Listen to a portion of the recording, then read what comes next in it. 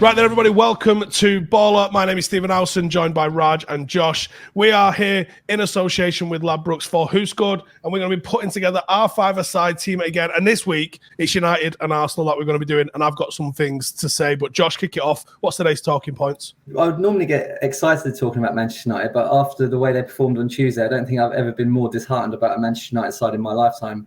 Even during the dark days of the Moyes' time, Van Gaal's time, Mourinho's time, I always looked forward to watching certain players. I always had a little bit of hope that we might turn a page, turn a corner, but that's completely gone now. I just don't like any of the United players anymore. And that I never thought I'd say that about Bruno Fernandes either, but even him, I've had enough of watching him at the moment. I feel completely detached from the team. For a long time, they've been able to hide behind manager after manager, knowing that they'll outlast him. But I think they've been found out now. That really started with Ollie's demise. I think United fans started getting on the United players' back, and I think now under Rangnick it's got even worse. And I don't even want the majority of them to be given a fresh start. They'll soon start complaining about training under Ten Hag and probably switch off. But yeah, and I think for this segment of the show, we're trying to think who Ten Hag obviously announced today as Manchester United's next manager for next season, who he can sort of build his squad around. And I was looking down United's squad thinking, there must be some names that I can pull out there. And I was going down the list saying, nope, never in a million years, nope. I think I ended up with 4 names, and I wasn't really that happy with them either. I had Shaw down, Varane, Fernandes, and Sancho. Varane's injury problems have concerned me, and I guess they'll probably still be pertinent next season as well. Fernandes is forced in a sense because he's just signed a new contract. I still have faith Shaw can get back to his best, and obviously Sancho has looked the brightest of all of Manchester United's attackers outside of Cristiano Ronaldo.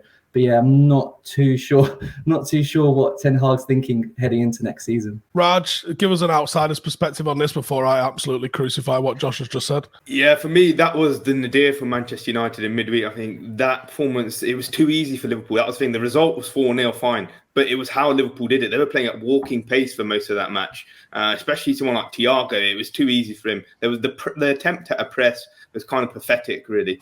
And for me, that goes back to Man United players being uncoachable tactically, in a sense, but also that lack of intensity on the pitch. And in terms of names who Ten Hag might want to keep, I've got a similar list to Josh. The one I'd probably add in, I don't know whether you guys would disagree, is Fred.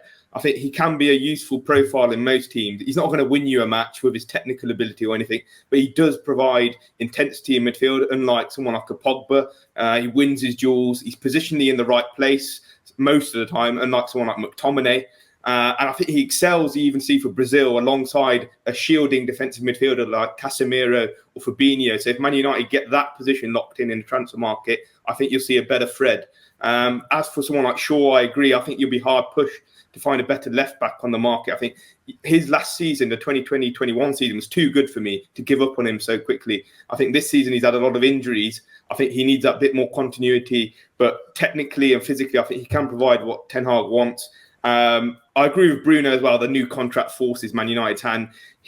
Let's not forget, he got 30 goals and assists last season in the Premier League. He is a top-class player when he's at his best. I think he just needs that structure. I think you don't want to give him too much on-the-ball responsibility because obviously we've seen he can be sloppy with how he gives away possession if you give him too much of a creator responsibility. I think Ten Hag's shown that in the past. He used Donny van de Beek in more of an off-the-ball role, making those runs into the box, getting goals and assists. And he's done the same with someone like Davy Klaassen, who's a far inferior player to Bruno Fernandes. And I'd probably add Varane as well. I think Varane, compared to Manchester United's other centre-backs, does most of his defensive work solidly.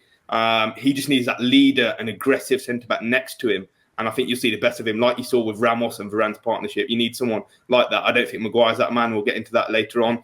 And then lastly, I agree with Sancho. He's a big money buy, isn't he? We've got to see the best out of him. I think with him, there's been a problem with his athleticism in wide areas. I think you need to make him into more of that creator. Take that burden off Bruno's shoulder. Make Sancho into that between the lines creator. He's got the technical ability to do that. He's got the vision. He racked up a massive assist numbers in Germany. I think you need to make him more into a creator rather than that wide forward running in behind or using his pace. He's not that kind of player, I think, in the Premier League. Sancho and Bruno, I absolutely agree with. And I kind of agree with Fred kicking around. There's other players that kick around.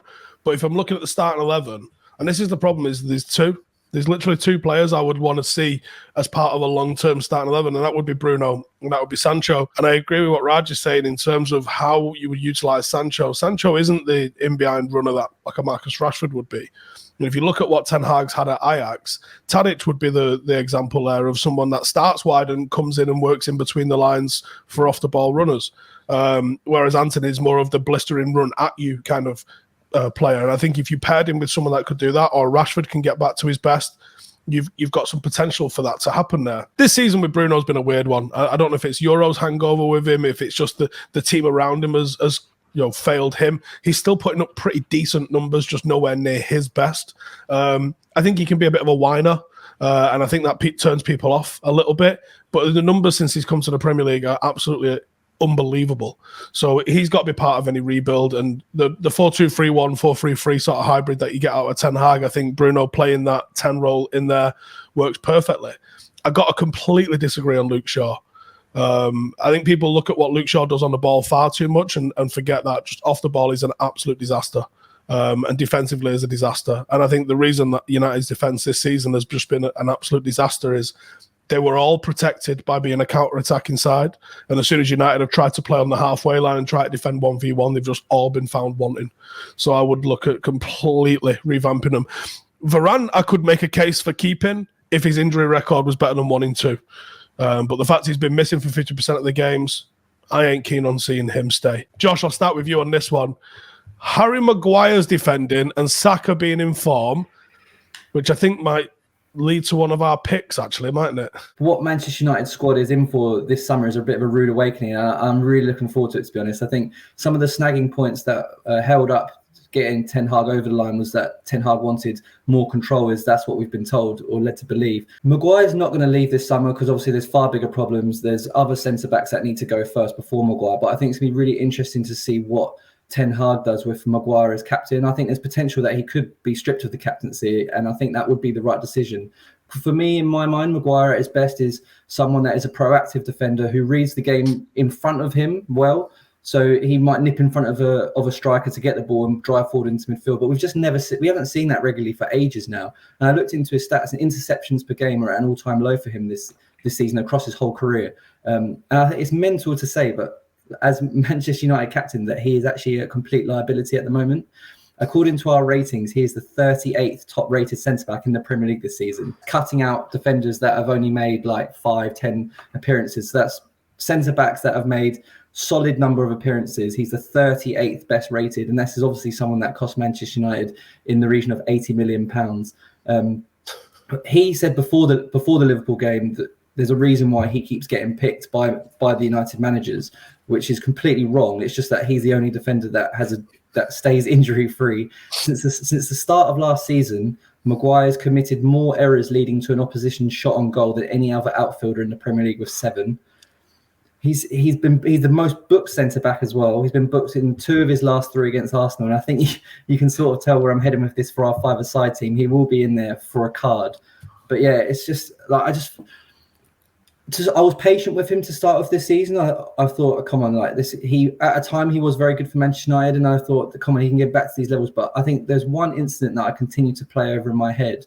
And if listeners, if you can't remember this, then honestly, it's worth looking it up. It's in the recent 1-1 draw with Leicester at Old Trafford, when I think it was James Maddison had the goal disallowed at the end for the foul on Varane. And while Varane was on the floor, Maguire just chucked his body to the ground at Varane and Iheanacho's feet. And Iheanacho sort of just like looked at him on the floor and just stepped over him and played the pass through to Maddison for the goal. But honestly, I couldn't believe what I'd seen in that moment. So honestly, if people haven't seen that or they can't remember it, honestly, it's well worth your time going back to look, because it's just shambles. Defensively, I think we're seeing him a bit more exposed this season as well. I think if you look at Maguire's career, I don't think he's actually consistently played in a more aggressive high line in his whole career. I think there's a lot of myths going around. His England form has come mainly in a back 3, covered with 2 other centre-backs next to him, covered with wing-backs who play a bit deeper.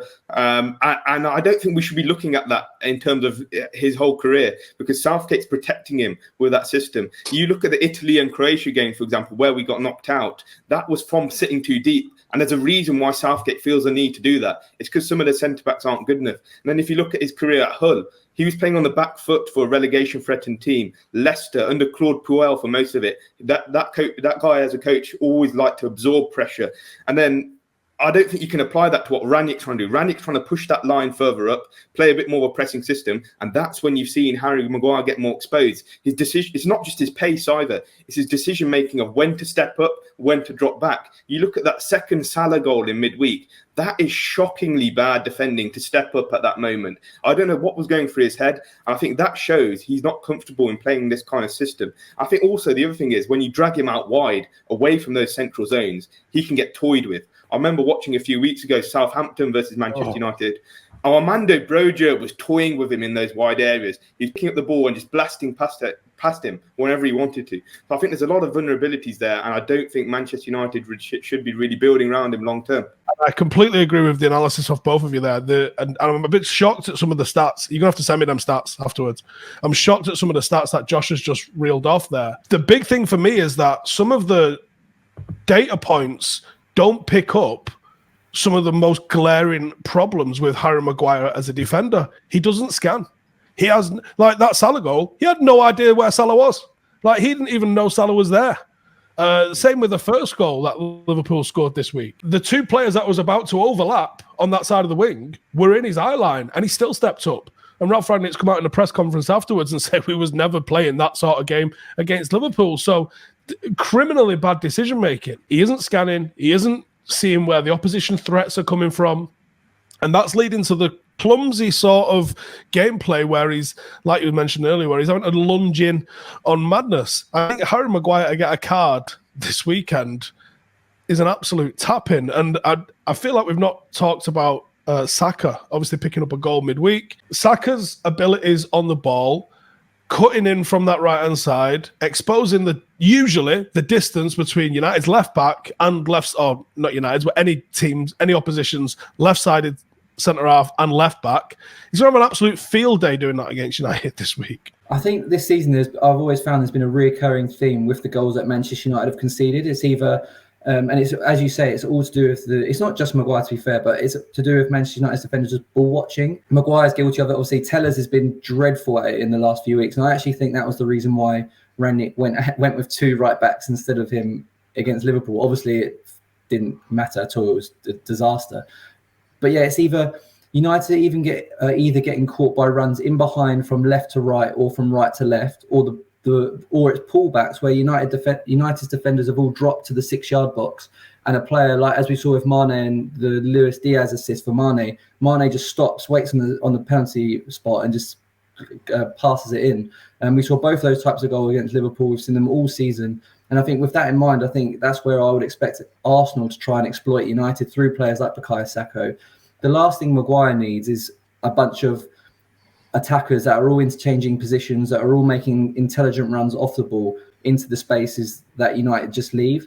And obviously, Arsenal don't just have players that make those runs, but in Bukayo Saka and obviously Emil Smith-Rowe, they've got two players that make the intelligent runs and then finish them off with goals. They're the only Erling Haaland and Vinicius Jr. have scored more goals than the pair of them of all players aged 21 and under in Europe's top five leagues this season. So we're certainly looking at Saka, who you would say is more certain to start than Emil Smith-Rowe to have some shots for our five-a-side team. But they're just, I don't even think Arsenal are that good, but I just think they've got a bit about them, and that's all you need really against this Manchester United side. Unfortunately, you just need a bit about you, and you'll get your success. Arteta might modify things tactically. We've seen it a bit. He's not just used a 4-2-3-1. He's used a 4-3-3 at times. I'd probably have Odegaard playing that more right-sided 8 position and allow Saka to push higher up the pitch off the ball as well, and get Odegaard doing more of his defensive work down that right side, and then make those runs in behind that you mentioned. And the other interesting one is Eddie Nketiah's return to the Arsenal team. He caused Malang Sarr, the left-sided Chelsea centre-back, some massive issues with his pace and movement and also pressing yesterday. Sarr couldn't handle Nketiah's pressing and actually made an error for one of the goals to it. So Maguire, that's the other thing that doesn't come up in the stats about Maguire. His ball progression stats sometimes look great in terms of carries and passes, but that doesn't tell you what he's like under a press. Under a press, he can sometimes lose his head and give away possession or play a pass to someone in a worse position. So that's one to look out for as well. Let's talk about midfield then. Again, I think United's midfield, during the game on Tuesday, second half, they were showing close-ups of some United players, and I was saying to myself, has he just come on? Oh, no, he started. Right, okay. That was how anonymous they were. Partey's absence might free up Bruno. Is Xhaka capable of controlling things on his own? I think this is the wildest thing. I think obviously in the years gone by of the great United and Arsenal rivalries, we've been used to seeing midfielders like Roy Keane, Paul Scholes, Patrick Vieira, and on Saturday there's a case that Granit Xhaka might arguably be the best midfielder on the pitch. How tragic is that? Pogba's obviously injured. He's only good for once every 4 months sort of performance. Matic is unfortunately well past it. Fred's injured. Scott McTominay might not even be fully fit. He didn't train before the Liverpool game, but was still on the bench. And then you've got obviously Partey. He would be the best one, but he's obviously injured. When Rangnick came in, the big concern was how would Ronaldo fit into this? And everyone thought that he would suffer most as a result of the system that Rangnick would try. But we looked into the ratings in terms of whose rating has changed for the best and who's changed for the worst from Solskjaer to Rangnick. And aside from Marcus Rashford, who I think people would say would be quite obvious, Fernandes has actually suffered the second biggest dip of all United players under Rangnick. But for no matter how badly he's playing or how well he's playing, you know that if there's a 1% chance of a Hollywood pass, if he can pull that off or a speculative effort on goal, he's definitely going to take it. And I think, as we'll come on to later in our five-a-side team, that will feed into it. And I think Partey's absence, in particular in shielding Arsenal's back four, should really help Manchester United create those elements of chaos where they can look to counterattack Arsenal on Saturday. Right then, what's our five-a-side team for this spectacle, let's call it, this weekend? Oh, God, like you said, I'm not looking forward to it at all. I was looking at Manchester United's remaining fixtures, and I'm not too sure if there's another win in there this season, which is a bit sad. But yeah, so in goal, we've got David De Gea to concede 2 or more. There's as much, I don't want to say it, but there's no evidence for me to suggest otherwise. United have conceded more league goals than 18th place Burnley. They've kept as many clean sheets as Burnley and Brentford this season. They've conceded in 10 straight away matches. And this is the United side with De Gea back to his shot-stopping best as well. So it's tragic. This is Harry Maguire giving interviews this week saying there's a reason that everyone picks me. And then someone just read that at him and just stayed silent, folded their arms. Go on then, explain that. It's honestly, it's tragic. I feel like I'm just getting more and more angry as this show goes on. But yeah, as we said earlier, Harry Maguire is down as our hacker. He's going to get the booking. I definitely wouldn't call Granit Xhaka this, but on the game, he's down as the baller. We've got him to make at least 55 attempted passes. That's his average for the season. Arsenal, you would expect as the home team, will look to take control of the game because I don't think Manchester United will want to do that at all. And then to round off, we've got a frustrated Bruno Fernandes to have at least one shot from outside the box. He's had at least one from 10 of his last 11 appearances. None of them have gone in, but yeah, he's trying.